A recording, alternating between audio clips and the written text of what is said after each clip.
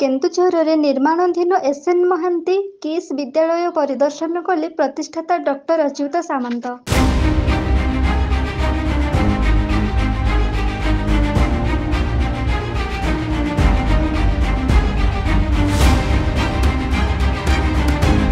କେନ୍ଦୁଝର ଜିଲ୍ଲା ଉପକଣ୍ଠ ନରଣପୁରଠାରେ ନିର୍ମାଣ କାର୍ଯ୍ୟ ଚାଲିଛି ଏସ୍ଏନ୍ ମହାନ୍ତି କିସ୍ ବିଦ୍ୟାଳୟ।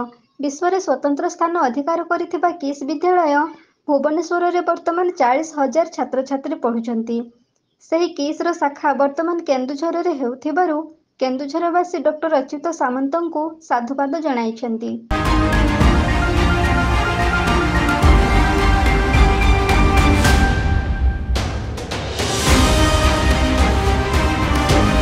ଏହି ଏସ୍ଏନ୍ ମହାନ୍ତି କିସ୍ ବିଦ୍ୟାଳୟରେ 1200 ଆଦିବାସୀ ଛାତ୍ରଛାତ୍ରୀ ମାଗଣାରେ ପାଠ ପଢ଼ିବାର ସୁଯୋଗ ପାଇପାରିବେ। ବିଦ୍ୟାଳୟର ନିର୍ମାଣ କାର୍ଯ୍ୟ ଶେଷ ପର୍ଯ୍ୟାୟରେ ପହଞ୍ଚି ସାରିଥିବା ବେଳେ ଖୁବ୍ ଶୀଘ୍ର ଏଠାରେ ଆଦିବାସୀ ଛାତ୍ରଛାତ୍ରୀମାନେ ପାଠ ପଢ଼ିବାର ସୁଯୋଗ ପାଇପାରିବେ। ଉନ୍ନତମାନର ଶିକ୍ଷା, ସ୍ୱାସ୍ଥ୍ୟ ତଥା ଖେଳକୁଦରେ ସ୍ୱତନ୍ତ୍ର ସ୍ଥାନ ଅଧିକାର କରି ସାରା ବିଶ୍ୱରେ ଚର୍ଚ୍ଚିତ ହୋଇଥିବା ଏହି କିସ୍ ବିଦ୍ୟାଳୟରେ ପାଠ ପଢ଼ାଇବା ପାଇଁ କେନ୍ଦୁଝର ଅଭିଭାବକମାନେ ଅପେକ୍ଷାରେ ଚାହିଁ ରହିଛନ୍ତି।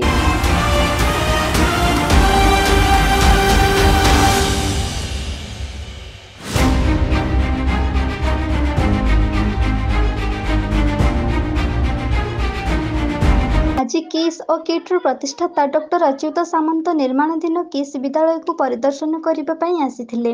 ଖୁବ୍ ଶୀଘ୍ର ଏହାର ନିର୍ମାଣ କାର୍ଯ୍ୟ ଶେଷ କରିବା ପାଇଁ ନିର୍ମାଣ କାର୍ଯ୍ୟ ଦାୟିତ୍ୱ ନେଇଥିବା ସଂସ୍ଥା ସହିତ ଆଲୋଚନା କରିଥିଲେ।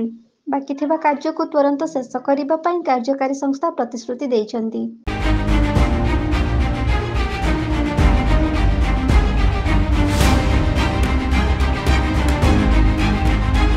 ଡକ୍ଟର ସାମନ୍ତଙ୍କ ସହିତ କିସ୍ ଡେପୁଟି ସିଇଓ ପ୍ରମୋଦ କୁମାର ପାତ୍ର, ମଳୟ ମହାପାତ୍ର କିସ୍ ପରିଦର୍ଶନ କରିଥିଲେ।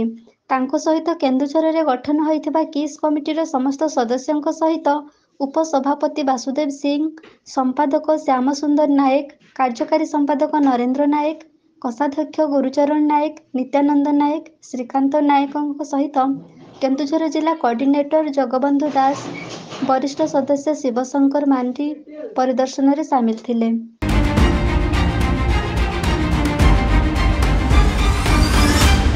କେନ୍ଦୁଝରରୁ ବାସୁଦେବ ସିଂଙ୍କ ରିପୋର୍ଟ, এবি ନ୍ୟୁଜ।